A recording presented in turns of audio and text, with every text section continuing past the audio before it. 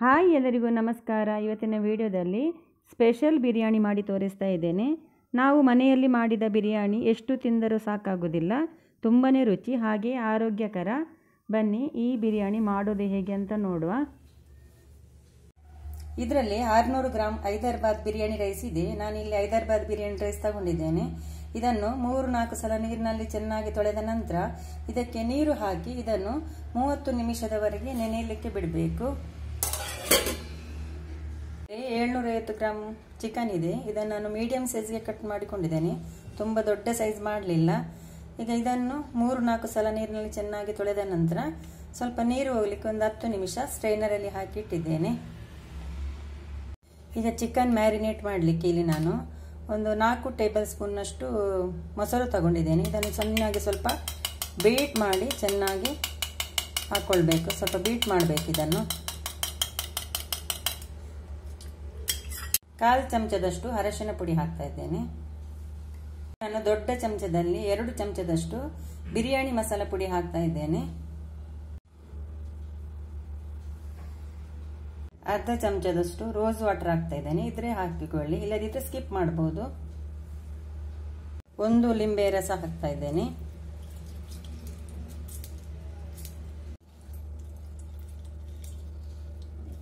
ದೊಡ್ಡ ಸ್ಪೂನಲ್ಲಿ 1 ಚಮಚದಷ್ಟು ಬೆಳ್ಳುಳ್ಳಿ ಶುಂಠಿ ಪೇಸ್ಟ್ ಹಾಕ್ತಾ ಇದ್ದೇನೆ. ರುಚಿಗೆ ತಕ್ಕಷ್ಟು ಉಪ್ಪು ಹಾಕ್ತಾ ಇದ್ದೇನೆ. ಒಂದು 10 ಎಳೆಯಷ್ಟು ಇದು ಪುದೀನ, ಸ್ವಲ್ಪ ಕೊತ್ತಂಬರಿ ಸೊಪ್ಪು, ಇದನ್ನು ಕೂಡ ಇದಕ್ಕೆ ಹಾಕ್ತಾ ಇದ್ದೇನೆ.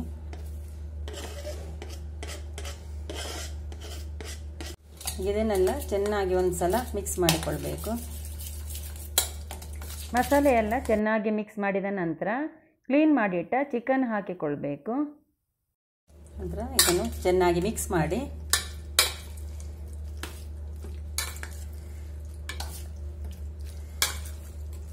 ಇದಕ್ಕೆ ಟೊಮೆಟೊ ಹಾಕುವುದಿಲ್ಲ, ಹಾಗಾಗಿ ನಾನಿಲ್ಲಿ 1 ಲಿಂಬೆ ರಸ ಹಾಕಿದ್ದೇನೆ. ಮ್ಯಾರಿನೇಟ್ ಮಾಡಿದ ನಂತರ ಅರ್ಧ ಗಂಟೆ ಇದನ್ನು ಮ್ಯಾರಿನೇಟ್ ಆಗಲಿಕ್ಕೆ ಬಿಡಬೇಕು. ಈಗ ಮಸಾಲೆ ರೆಡಿ ಮಾಡಲಿಕ್ಕೆ ಇಲ್ಲಿ ತವ ಬಿಸಿ ಆಗಲಿ ಇಟ್ಟು ಇದಕ್ಕೆ ನಾನು ಸ್ವಲ್ಪ ಕುಕ್ಕಿಂಗ್ ಆಯಿಲ್ ಹಾಕ್ತಾ ಇದ್ದೇನೆ. ಎಣ್ಣೆ ಸ್ವಲ್ಪ ಬಿಸಿಯಾದ ನಂತರ ಉದ್ದಕ್ಕೆ ಕಟ್ ಮಾಡಿದ 2 ಈರುಳ್ಳಿ ಹಾಕ್ತಾ ಇದ್ದೇನೆ. ಹಾಗೆ ಒಂದು 7-8 ಕಾಯಿ ಮೆಣಸು. ಇದು ಕಾಯಿ ಮೆಣಸು ಖಾರ ಇದೆ, ಹಾಗಾಗಿ ನಾನಿಲ್ಲಿ 8 ಮೆಣಸು ಹಾಕಿದ್ದೇನೆ. ನಿಮ್ಮ ಖಾರಕ್ಕೆ ತಕ್ಕಾಗಿ ಮೆಣಸನ್ನು ಹಾಕಿಕೊಳ್ಬೇಕು. ಈ ಮೆಣಸನ್ನು ಹಾಕುವಾಗ ಸ್ವಲ್ಪ ಮಧ್ಯಕ್ಕೆ ಕಟ್ ಮಾಡಿ ಹಾಕಿ, ಇಲ್ಲದಿದ್ದರೆ ಸಿಡಿಯುತ್ತದೆ. ಹಾಗೆ ಸ್ವಲ್ಪ ಕೊತ್ತಂಬರಿ ಸೊಪ್ಪು ಹಾಕ್ತಾ ಇದ್ದೇನೆ. ಚೆನ್ನಾಗಿ ನೀರಿನಲ್ಲಿ ತೊಳೆದು ಕೊತ್ತಂಬರಿ ಸೊಪ್ಪು ಹಾಕ್ತಾ ಇದ್ದೇನೆ. ಹಾಗೆ ಸ್ವಲ್ಪ ಪುದೀನ ಹಾಕ್ತಾ ಇದ್ದೇನೆ. ಇದನ್ನು ಚೆನ್ನಾಗಿ ಫ್ರೈ ಮಾಡಿಕೊಳ್ಬೇಕು. ಚೆನ್ನಾಗಿ ಫ್ರೈ ಆಗಬೇಕು. ಇದರ ಹಸಿ ವಾಸನೆಯಲ್ಲಿ ಹೋಗುವಷ್ಟು ಇದು ಫ್ರೈ ಆಗಬೇಕು.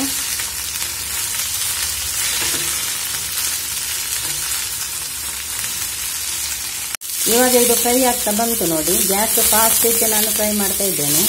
ಈಗ ಸಾಕು, ಇಲ್ಲಿ ಗ್ಯಾಸ್ ಆಫ್ ಮಾಡುವ. ಈಗ ಫ್ರೈ ಮಾಡಿಟ್ಟ ಮಸಾಲೆ ತಣ್ಣಗಾಗಿದೆ. ಇದನ್ನು ಮಿಕ್ಸಿ ಜಾರಿಗೆ ಹಾಕಿಕೊಂಡು ಗ್ರೈಂಡ್ ಮಾಡಬೇಕು. ಇದಕ್ಕೆ ಸ್ವಲ್ಪ ನೀರು ಹಾಕಿಕೊಂಡು ಗ್ರೈಂಡ್ ಮಾಡಿದರೆ ಆಯಿತು. ನೋಡಿ, ಇದನ್ನು ನುಣ್ಣಗೆ ಗ್ರೈಂಡ್ ಮಾಡಿಕೊಂಡಿದ್ದೇನೆ. ಇಲ್ಲಿ ನಾನು ರೈಸ್ ಮಾಡಲಿಕ್ಕೆ ನೀರು ಕುದಲಿಕ್ಕೆ ಇಟ್ಟಿದ್ದೇನೆ. ನೋಡಿ, ನೀರು ಕುದೀತಾ ಉಂಟು. ಈಗ ಗ್ಯಾಸ್ ಸ್ಲೋ ಮಾಡಿದ್ದೇನೆ. ಇದಕ್ಕೆ ನೀರಿಗೆ ಹಾಕ್ತಾ ಇದ್ದೇನೆ 4 ಲವಂಗ, 2 ಏಲಕ್ಕಿ, ಸ್ವಲ್ಪ ಪುದೀನ ಎಲೆ ಮತ್ತೆ 2 ತುಂಡು ದಾಲ್ಚಿನ್ನಿ. ಈಗ ನೀರಿಗೆ ಅರ್ಧ ಲಿಂಬೆ ರಸ ಹಾಕ್ತಾ ಇದ್ದೇನೆ. ರುಚಿಗೆ ತಕ್ಕಷ್ಟು ಉಪ್ಪನ್ನು ಹಾಕಿಕೊಳ್ಬೇಕು. ಈ ನೀರಿನ ಹದಕ್ಕೆ ಉಪ್ಪನ್ನು ಹಾಕಿಕೊಳ್ಬೇಕು.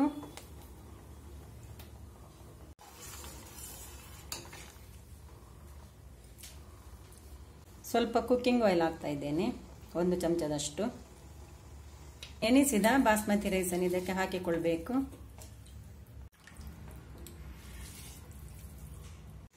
ಎಲ್ಲ ರೈಸ್ ಹಾಕಿದ ನಂತರ ಒಂದ್ಸಲ ಮಿಕ್ಸ್ ಮಾಡಿ, ಇಲ್ಲದಿದ್ದರೆ ತಲೆ ಕಚ್ಕೊಂಡು ಬಿಡ್ತದೆ ಅದು. ಗ್ಯಾಸ್ ಫಾಸ್ಟ್ ಇಟ್ಟು ಇದನ್ನು 80% ಬೇಯಿಸಬೇಕು. ಜಾಸ್ತಿ ಬೇಯಲಿಕ್ಕಿಲ್ಲ ಇದು. ಇವಾಗ ನೋಡಿ, ರೈಸ್ ಬೇಯ್ತಾ ಬಂದಿದೆ. 80% ಬೆಂದಿದೆ ನೋಡಿ, ಗೊತ್ತಾಗ್ತದೆ. ಇಷ್ಟಾದರೆ ಸಾಕು, ಜಾಸ್ತಿ ಬೇಯೋದು ಬೇಡ. ಈಗ ನಾನು ಇದನ್ನು ಬೇರೆ ಸ್ಟ್ರೈನರ್ಗೆ ತೆಗಿತೇನೆ. ನೋಡಿ, ಈ ರೀತಿ ಇದನ್ನು ಸ್ಟ್ರೈನರ್ಗೆ ತೆಗಿಬೇಕು.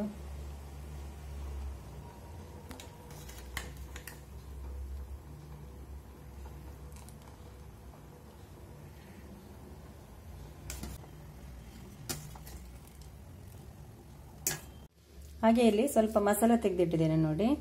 4 ಪಲಾವ್ ಎಲೆ, 2 ತುಂಡು ದಾಲ್ಚಿನಿ, 4 ಲವಂಗ, ಹಾಗೆ ಸ್ವಲ್ಪ ಶಾಯಿ ಜೀರಾ, ಇದೆಲ್ಲ ಸೂಪರ್ ಮಾರ್ಕೆಟಲ್ಲಿ ಸಿಗ್ತದೆ.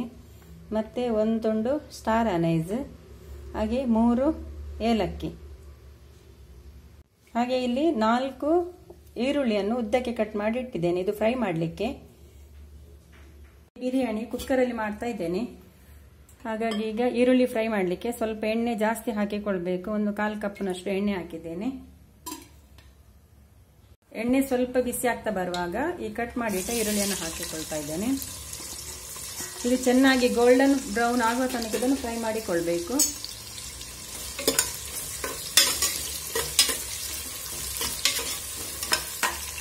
ನೋಡಿ, ಇವಾಗ ಈರುಳ್ಳಿ ಫ್ರೈ ಆಗ್ತಾ ಬಂತು. ಈರುಳ್ಳಿ ಫ್ರೈ ಆಗುವಾಗ ನಾನು ಗ್ಯಾಸ್ ಫಾಸ್ಟ್ ಇಟ್ಟಿದ್ದೆ, ಈಗ ಗ್ಯಾಸ್ ಫುಲ್ ಸ್ಲೋ ಮಾಡಿಕೊಂಡಿದ್ದೇನೆ. ಹಾಗೆಯೇ ಬಿರಿಯಾನಿ ಮಾಡುವಾಗ ಇದಕ್ಕೆ ತೆಂಗಿನೆಣ್ಣೆ ಯೂಸ್ ಮಾಡಬಾರ್ದು, ಸನ್ಫ್ಲವರ್ ಅಥವಾ ತುಪ್ಪನೇ ಯೂಸ್ ಮಾಡಬೇಕು. ತುಪ್ಪ ಮತ್ತು ಸನ್ಫ್ಲವರ್ ಯೂಸ್ ಮಾಡಿದರೆ ಬಿರಿಯಾನಿ ಒಳ್ಳೆ ರುಚಿ ಬರ್ತದೆ. ತೆಂಗಿನೆಣ್ಣೆ ಹಾಕಿದರೆ ಅದರ ಫ್ಲೇವರ್ ಸ್ವಲ್ಪ ಬೇರೆಯೇ ಬರ್ತದೆ. ನೋಡಿ, ಈಗ ಈರುಳ್ಳಿದು ಫ್ರೈ ಆಯಿತು ನೋಡಿ. ಈಗ ತೆಗೆಯುವ ಬೇಗ, ಇವಾಗ ಬೇಗ ಕಪ್ಪಗಾಗಿ ಬರ್ತದೆ.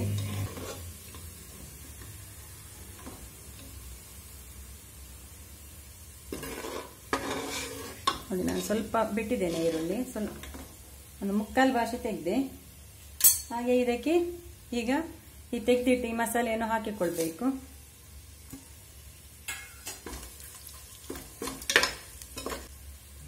ಆನಂತರ ಈ ಮ್ಯಾರಿನೇಟ್ ಚಿಕನ್ ಹಾಕಿಕೊಳ್ಬೇಕು ಇದಕ್ಕೆ.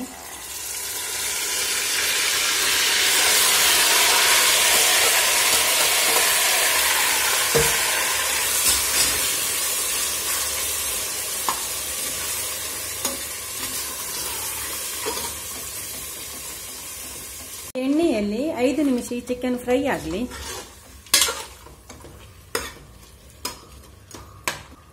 ಗ್ಯಾಸ್ ಫಾಸ್ಟ್ ಅಲ್ಲೇ ಇಟ್ಟಿದ್ದೇನೆ. ಈಗ ಇದಕ್ಕೆ 2 ಚಮಚದಷ್ಟು ತುಪ್ಪ ಹಾಕ್ತಾ ಇದ್ದೇನೆ. ಸ್ವಲ್ಪ ತುಪ್ಪ ಹಾಕಿಕೊಳ್ಬೇಕು. ಜಾಸ್ತಿ ತುಪ್ಪ ಬೇಕಿದ್ರೆ ಜಾಸ್ತಿ ತುಪ್ಪ ಹಾಕಿಕೊಳ್ಬಹುದು. ನಾನೊಂದು 2 ಸ್ಪೂನ್ ಹಾಕಿದ್ದೇನೆ. ಎಣ್ಣೆ ಮತ್ತು ತುಪ್ಪದಲ್ಲಿ ಈ ಚಿಕನ್ 5 ನಿಮಿಷ ಫ್ರೈ ಆಗಬೇಕು. ಇದನ್ನು ಮಧ್ಯೆ ಮಧ್ಯೆ ಮಗುಚುತ್ತಾ ಇರಬೇಕು. ಸ್ವಲ್ಪ ಒಂದು 5 ನಿಮಿಷ ಆಗ್ತಾ ಬಂತು ನೋಡಿ, ಇದು ಫ್ರೈ ಆಗ್ತಾ. ಈಗ ಇದಕ್ಕೆ ಈ ಗ್ರೈಂಡ್ ಮಾಡಿಟ್ಟ ಮಸಾಲೆಯನ್ನು ಹಾಕ್ಕೊಳ್ಬೇಕು. ಈ ಮಸಾಲೆ ಫ್ರೈ ಆಗಬೇಕಾಗಿಲ್ಲ, ಯಾಕೆಂದರೆ ಆಲ್ರೆಡಿ ಇದನ್ನು ನಾವು ಫ್ರೈ ಮಾಡಿ ಗ್ರೈಂಡ್ ಮಾಡಿದ್ದು.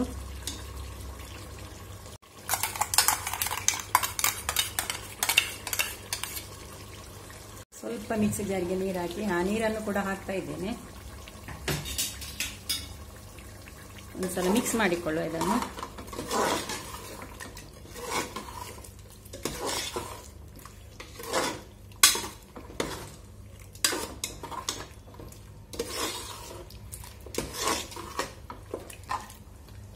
ಉಪ್ಪು ಸರಿಯಾಗಿದೆ ನೋಡಿ. ಉಪ್ಪು ಸ್ವಲ್ಪ ಕಡಿಮೆ ಇತ್ತು, ಹಾಗಾಗಿ ನಾನು ಇಲ್ಲಿ ಸ್ವಲ್ಪ ಉಪ್ಪು ಹಾಕ್ತಾ ಇದ್ದೇನೆ.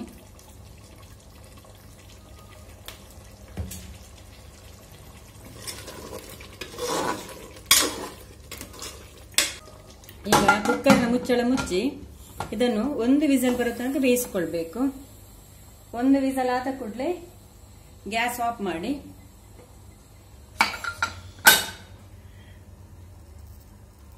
ಒಂದು ವಿಸಲ್ ಆದ ನಂತರ ನಾನು ಗ್ಯಾಸ್ ಆಫ್ ಮಾಡಿದ್ದೆ.